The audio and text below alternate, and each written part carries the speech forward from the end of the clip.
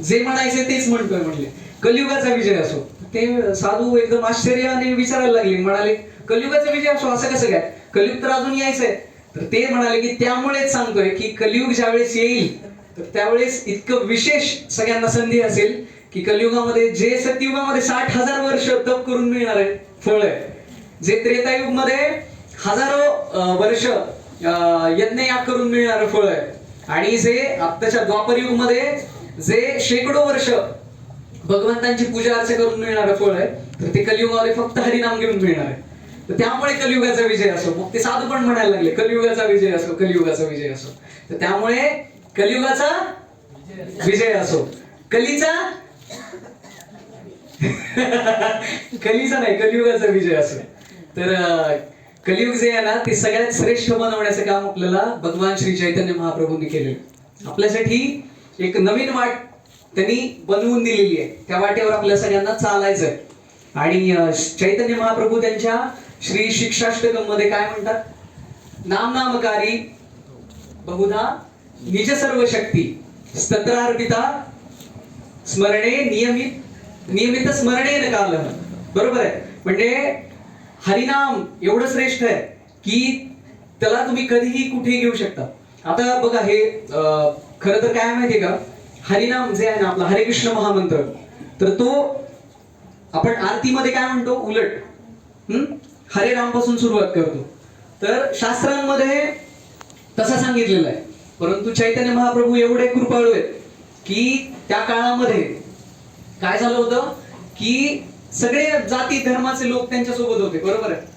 अहो जाती धर्म जाऊ द्या, सगळ्या योनीमधले प्राणी पशु पक्षी कीटक सगळे महाप्रभूंसोबत कीर्तन केलेला उल्लेख आहे. झारखंड लीला खूप प्रसिद्ध लीला आहे, तुम्ही कधी पुन्हा त्याच्याबद्दल गुगलवर ऐकू शकता.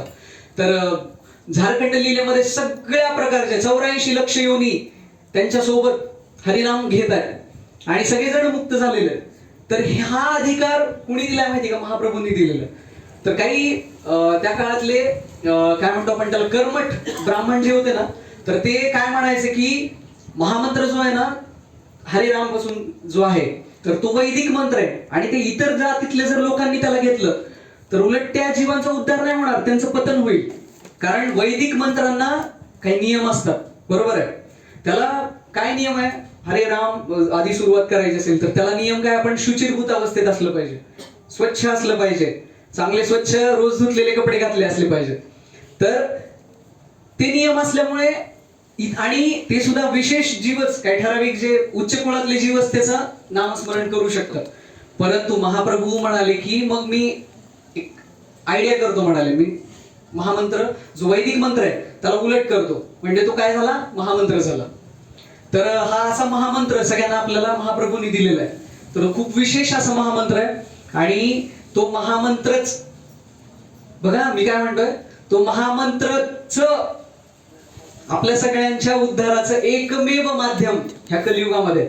तुम्ही म्हणाल इतर नावांचं काय, मग भगवंतांच्या इतर नाव सुद्धा भगवंतांचे तितकेच प्रभावी आहेत, परंतु हा महामंत्रच कशामुळे विशेष आहे, तर शास्त्रामध्ये खूप सुंदर श्लोक आहे, त्याच्यामध्ये काय सांगितलंय, हरे कृष्ण कृष्ण कृष्ण हरे हरे, हरे राम राम राम हरे हरे, इति षोडशकं नाम्नां कलिकल्मनाशनम नातः परतरोपायः सर्व वेदेषु दृश्यते.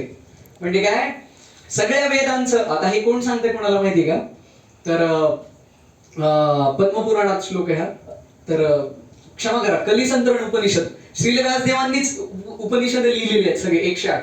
तर कलिसंतरण नावाचं जे उपनिषद आहे, त्यामुळे त्यामध्ये ब्रह्माजी सांगतात नारद मुनींना हरिनामाचं महत्व आणि हरे कृष्ण महामंत्राचं महत्व, की हा षोडशक म्हणजे काय, 16 अक्षरी 16 नामांचा मंत्र जो आहे ना, तर तोच सर्व वेदांमध्ये, सगळे वेद मी चाळून पाहिले म्हणाले, पण हा एकमेव महामंत्रच मला सगळ्यांच्या उद्धाराचं एकमेव माध्यम आहे हे आढळलं. आणि मी ते स्पष्टपणे आज तुम्हाला ठामपणे सांगतोय की हा महामंत्रच सगळ्या जीवांचं कल्याण करू शकतो.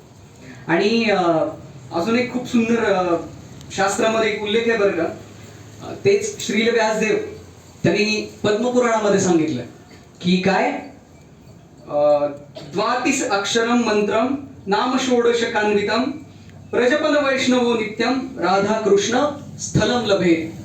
म्हणजे काय बघा, द्वात्रिस अक्षरम मंत्रम म्हणजे काय, द्वातीस म्हणजे काय, द्व म्हणजे किती, दोन, तीस म्हणजे 30, 2 आणि 30 32, 32 नावांचं आणि पुढे काय, नाम षोडशकान्वितम, 16 त्याच्यामध्ये नाम असणारा नाम षोडशक हा जो मंत्र आहे, महामंत्र आहे.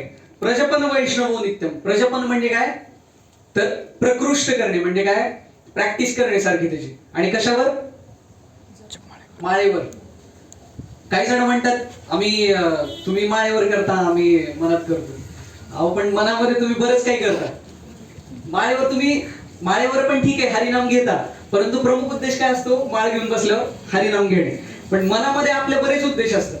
मनामध्ये आपण असं म्हणू शकत नाही की मी बरेच जणांची उदाहरणं म्हणजे ऐकलेले बरं का, की आम्ही मनामध्ये करतो तुमच्यापेक्षा जास्त आमचा अजप चालू असतो, असं खूप जणांकडून ऐकलं.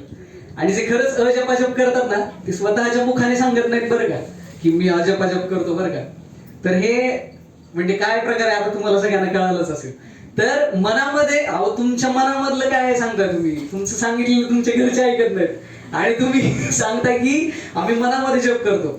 तर मनामध्ये जप करणं हा आपला उद्देश नाही किंवा ते योग्य माध्यम पण नाहीये, कारण मनामध्ये आपले खूप विकार आहेत आणि मनामध्ये खूप विचार एकाच वेळेस येतात. पण माळ ही असा आधार आहे ना की काय म्हणतो पण त्याला थोडंफार भान